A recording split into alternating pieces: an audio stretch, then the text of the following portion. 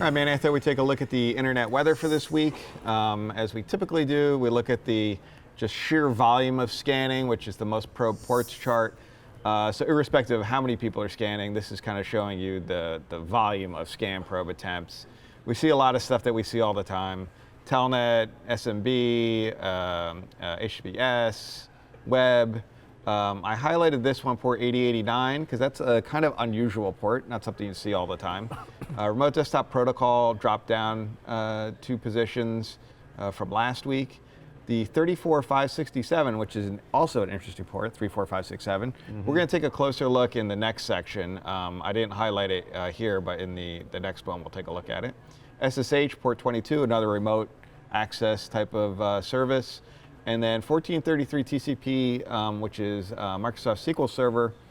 That also went up a bunch of positions, but it didn't look overly interesting. That kind of one bubbles around a lot. There's still a lot of just scanning on that in general, so I didn't focus in on it. But let's take a look at port 8089 first.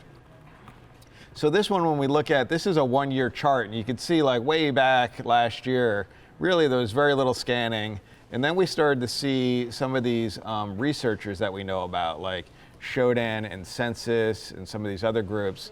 They started running, maybe weekly or every other week scans on this port. And then I guess somewhere around March time frame of this year, we started to see a lot more activity in general, just in sheer volume of traffic. But what I discovered, and I talked about this on the show maybe a couple of weeks ago, is that most of this activity is really coming from just a very small number of scan sources. Most of them in the Netherlands, they're cloud hosting, US, China, Japan. And the Netherlands, which is a cloud hosting provider, accounts for actually 96% of the activity that we're seeing. So really it's coming from just a very small number of cloud hosting providers. When we take a look at what they're actually scanning for, in our honeypots, we can kind of see what's going on. And we see them mostly scanning for phpMyAdmin. There's a bunch of various types of things they're looking for, various paths to try to find vulnerable devices there that might have the phpMyAdmin. So similar to what we're talking about with Microsoft SQL Server, this is really targeting the phpMyAdmin is a web interface for your MySQL server. So really that's what they appear to be looking for here. And there's a couple of variations of this phpMyAdmin. So really it's the same setup script they're looking for, but just under different paths like phpMyAdmin, phpMyAds, PHP pgadmin, blah, blah, blah. So you get the idea. They're just trying to see if somebody left that setup script there, because that might give them ability to probably take over the, or maybe add a user for themselves and things of that nature. For what purpose, I don't know exactly, but they could probably do something to take over the server, or maybe just dump the data out of it or for like a data breach type of thing, depending on how somebody's using it for that. So let's look at the most sources probing. And again, a lot of the cast of characters that we see a lot here. We've talked about most of them. I'll point out the ones that are different. 8080. There is some device that is well-known vulnerability for this, which has caused this real rise in scanning on it. And I can't think of which one it is now. But there's a bunch of other web services that typically run on port 8080 is also on port 2. One of them being Tomcat. A lot of these middleware products run like an administrative console on port 8080, which I would recommend you don't expose to the internet. Right. So, but I think most of the scanning for that one has been for that other recent vulnerability that came out last year, early last year sometime, that is escaping me for somebody's product. 5555 has been associated, I believe, with the Android debugger service, as well as there's some other like TR69 type vulnerabilities. There's some other devices that listed on this port that have TR69 services running on there that have some vulnerabilities in it. We've shown those on the show in the past, so I'm just pointing them out even though we're not going to go look at them in depth. So 34567, we'll take a closer look at that one. We'll also take a look at 5900 TCP, which has come up 20 positions. So when we see things in the most sources probing come up a lot of positions, that's usually a lot more interesting because it means there's a whole bunch of devices that all of a sudden started to do this scanning, as opposed to one guy just doing a lot of it. So when you can get a whole bunch of individual devices doing it, you know that probably there's like a botnet or some sort of coordinated activity there. So here is 34567, and you can see really there's no scanning on here, but then we have these very sawtooth waveform scans, which is very typical of botnet-related scanning.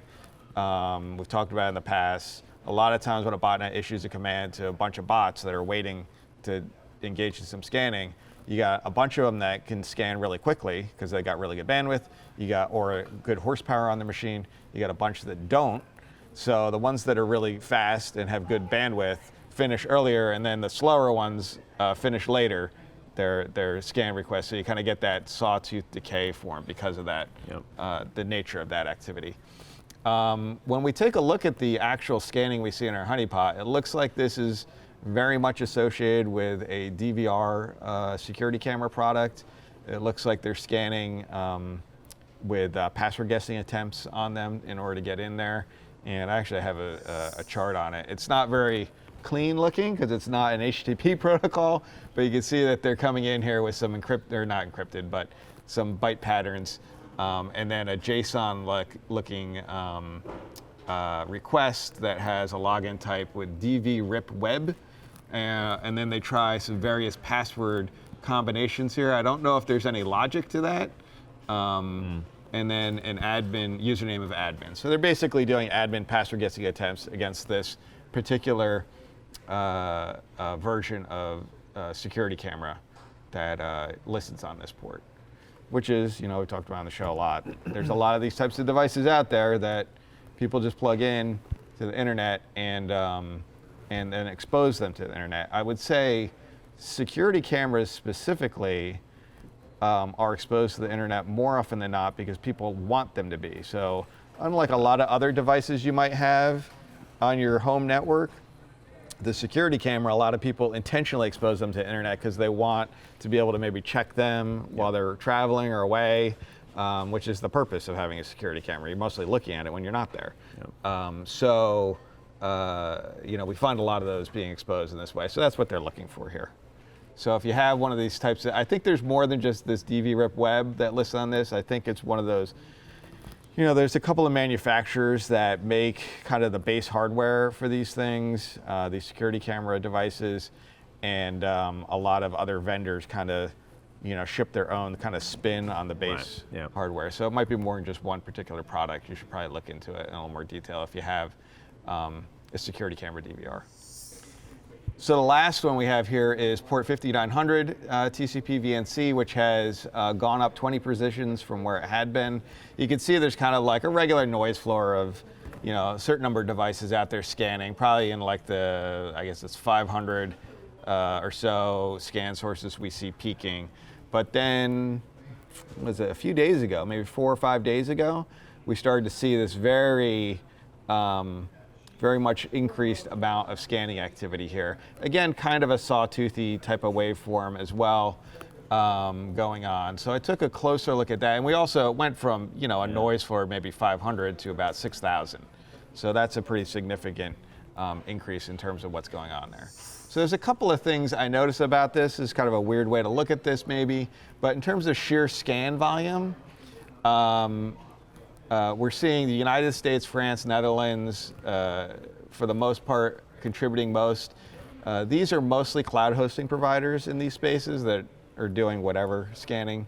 And this is by sheer scan volume. So they're doing a lot of scanning, which is not really what we're talking about here. We're talking about a lot of scan sources, right? So what's more interesting to me is when you look at the number of unique sources, where are we seeing most of the sources of the scanning coming from?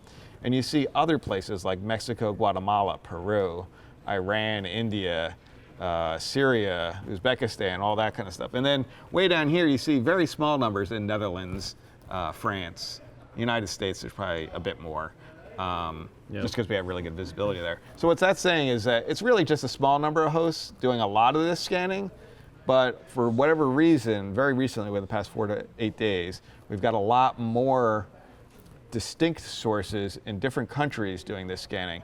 So I started looking at like Mexico, Guatemala, Peru, and the thing that's interesting about those, I don't have an explanation for this yet, but they're mostly consumer, like home ISPs, internet providers. Yeah. So it's probably like a home networking device, or maybe there's some sort of like router or something that is very prevalent in here.